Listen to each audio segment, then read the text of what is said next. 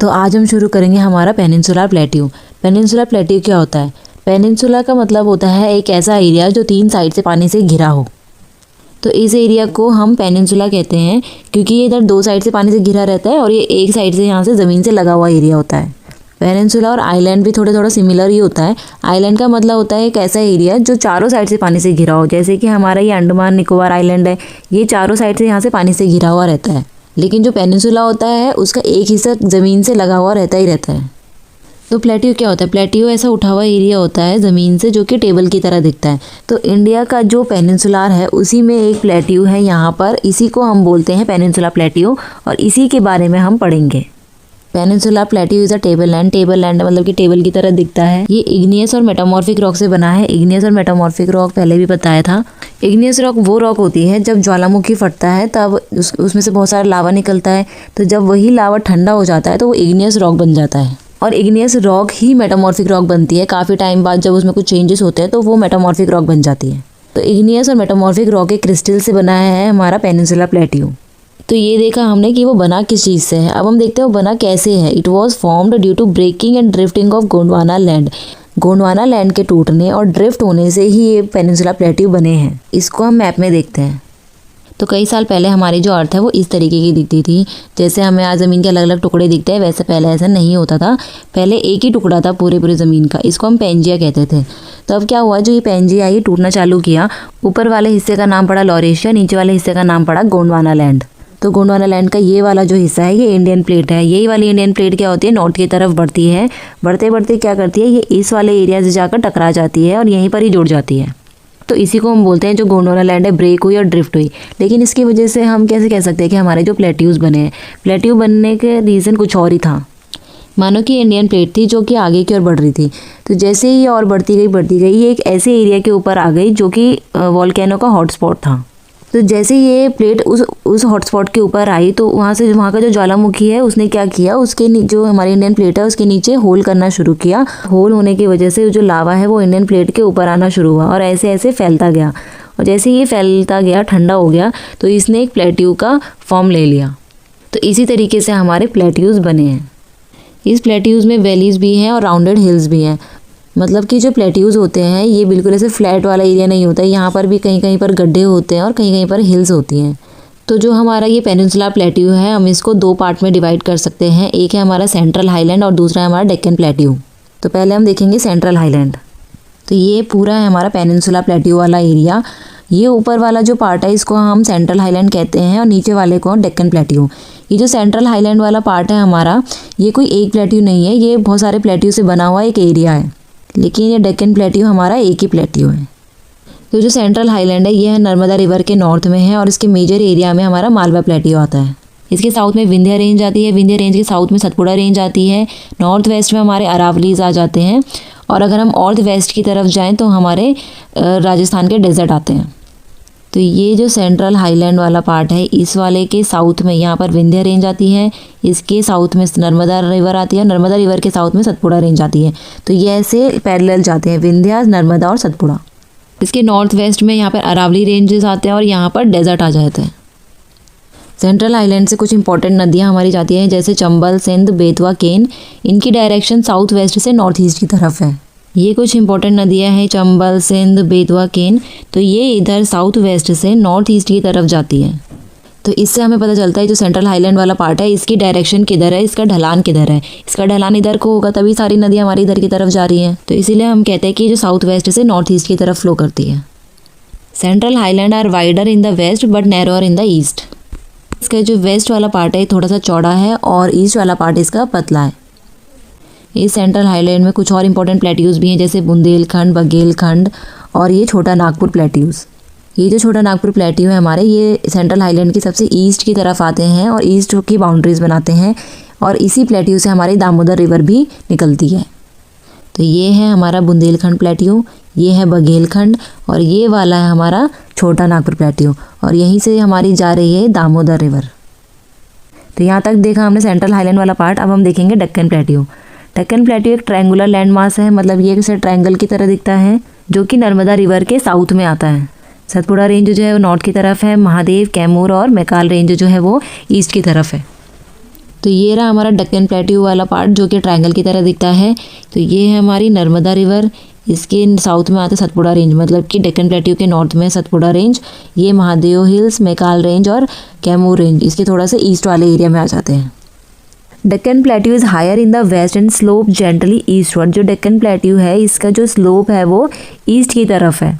तो ये वाली जो लाइन है ये बता रही है कि जो डेक्कन प्लेट्यू है ये वेस्ट की तरफ थोड़ा ऊंचा है और ईस्ट की तरफ थोड़ा सा नीचा, मतलब कि ये बता रहा है कि इसकी ढलान किधर है। मतलब कि जैसे हमने सेंट्रल हाईलैंड वाले पार्ट में देखा था कि उसकी जो सारी नदियां हैं वो नॉर्थ ईस्ट की तरफ बहती हैं, तो वैसे ही हमारा जो डेक्कन प्लेट्यू वाला एरिया है उसकी जो सारी नदियां हैं वो ईस्ट की तरफ को जाती हैं। जैसे हमारा सेंट्रल हाईलैंड वाला पार्ट था, इसकी ढलान किधर है, इधर, मतलब कि ये इधर साइड से ऊंचा है और इधर साइड से नीचा होगा, तभी तो इसके जो सारा पानी है वो इधर की ओर जा रहा है। तो वैसे ही ये जो डेक्कन प्लेट्यू वाला एरिया है इसका जो सारी नदियां हैं वो इधर साइड जाती हैं।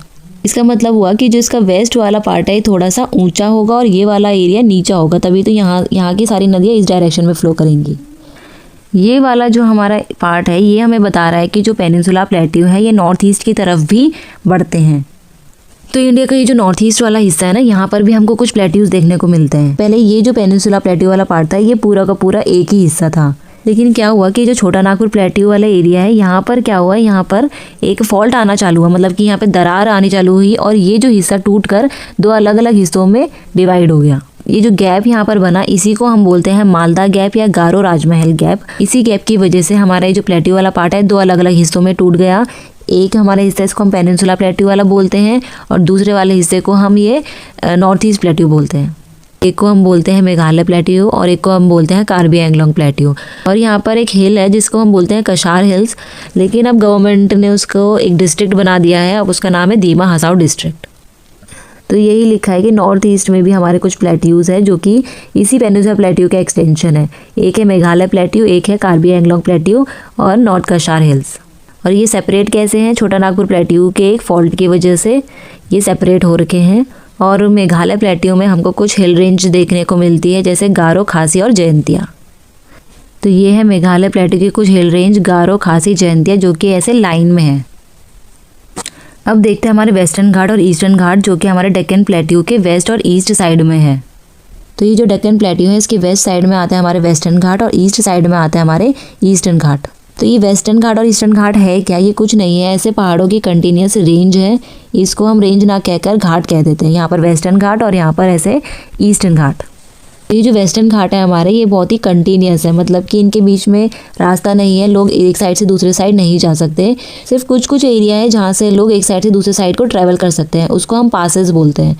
पासेस पहाड़ों के बीच का ऐसा रास्ता होता है जहाँ से लोग ईजिली इधर उधर क्रॉस कर सकते हैं और आ जा सकते हैं। वेस्टर्न घाट बहुत ही कंटिन्यूस है और इनको पासेस के थ्रू ही क्रॉस किया जा सकता है, जैसे थाल घाट, भोर घाट और पाल घाट। तो वैसे ही वेस्टर्न घाट में कुछ इंपॉर्टेंट पासेस है जहाँ से लोग इजीली आते हैं, जैसे थाल घाट और यहाँ भोर घाट और ये पाल घाट। जो हमारे वेस्टर्न घाट है वो ज़्यादा ऊंचे हैं ईस्टर्न घाट से। वेस्टर्न घाट की जो ऊंचाई है वो 900 से 1600 मीटर तक जाती है और ईस्टर्न घाट की जो हाइट है वो 600 मीटर तक है। जो हमारे ईस्टर्न घाट है वो महानदी वैली से शुरू होकर नीलगिरी हिल्स तक जाते हैं। ये बहुत ही डिसकंटिन्यूस हैं क्योंकि यहाँ पर बहुत सारी रिवर्स फ्लो करती हैं जो कि अपना पानी बे ऑफ बंगाल में डालती हैं। ये है हमारे ईस्टर्न घाट, ये जो कि यहाँ महानदी रिवर वैली से शुरू होते हैं और यहाँ नीलगिरी हिल्स तक जाते हैं।